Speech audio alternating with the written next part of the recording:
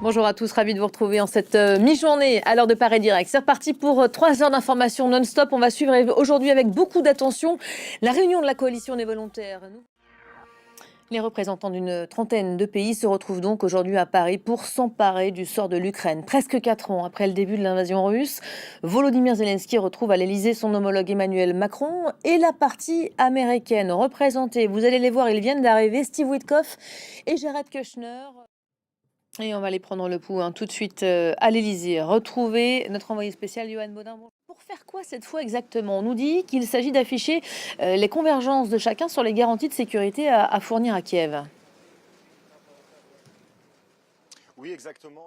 Merci beaucoup, Johan Baudin. Il se trouve que le projet de déclaration est en train de tomber. Il y aura une conférence de presse, évidemment, en fin d'après-midi, qu'on va vous faire vivre en direct. Mais déjà, ces éléments d'information qui nous parviennent, Bruno Darou, on va peut-être les décrypter ensemble.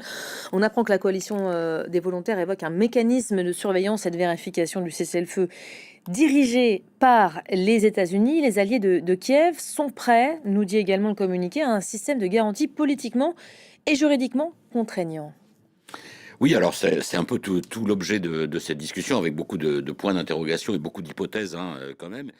Merci Bruno qui va rester évidemment mobilisé toute cette journée à nos côtés.